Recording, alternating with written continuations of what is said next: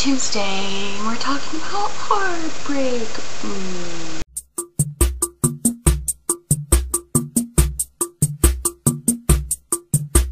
This week we're talking about the first person that broke our heart and what we learned from it, and it's my topic.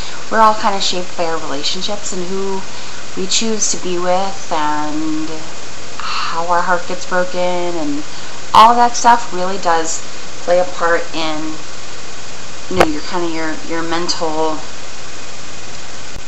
I was 19, I believe he was 21. Was he 21?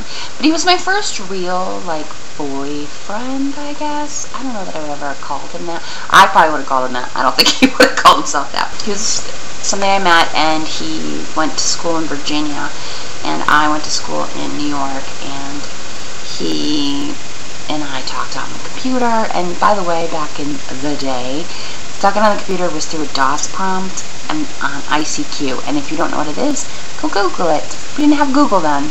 Oh no. And he came to visit me for a weekend, and it was great, and it was really the first time I ever had that experience of being like in a couple, because I never really dated, but he was really the first boy who was attracted, or made me feel attractive, and was attracted to me and showed me that kind of attention. He was also like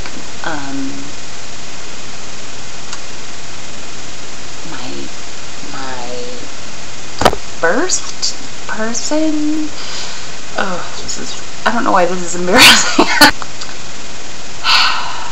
One night, we're lying in the very romantic bunk bed of my dorm room with Christmas lights circling. I told him I loved him. I know, and it was like, I love you, and then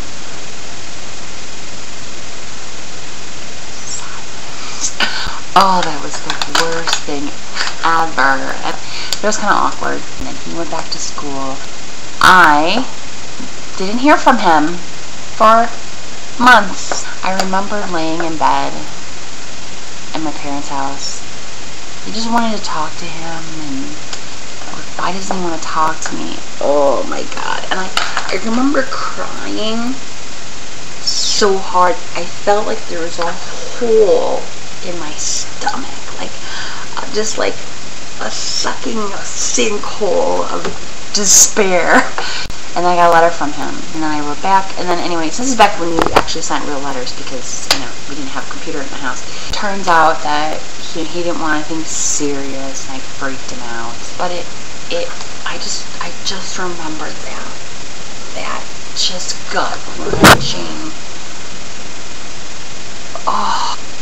As much as it scarred me emotionally, you know, I guess my initial thought would be to say, oh, it taught me to kind of protect my heart a little bit, and to kind of wait and to gauge things before I kind of give it all away. And but really, it didn't do that. The lesson that I learned from that is that that was valuable to me, and he was valuable to me, and that experience was invaluable to me, and I would do it all over again.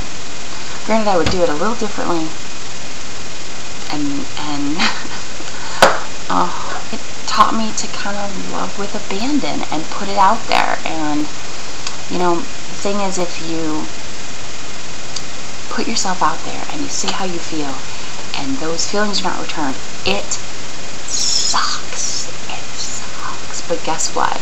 At least you can move on. Because if he had like strung me along over the summer and all that stuff, and it could have been so much worse. But I'm glad I just kind of said how I felt, and he didn't say anything. And that's really all you can do. And as many times as my heart's been broken in my life, I don't think I've ever stopped believing love was possible. And the heartbreak sucks, but it's gonna be okay. And that's, I guess, what my biggest advice would be, is that don't hold yourself back from experiencing those things because you're afraid of being rejected, because you're going to be rejected. We've all been rejected. It makes that time when you find the person that you're supposed to be with and they return all of those amazing feelings, it makes that so much sweeter. Put it out there, people. Put it out there. And Don Pizzulo, wherever you are, thank you for giving me that experience and for being a jerk. Thank you for breaking my baby little fragile heart, because it taught me how to love and kind of helped me to grow. So, have a great week, everybody. I love you.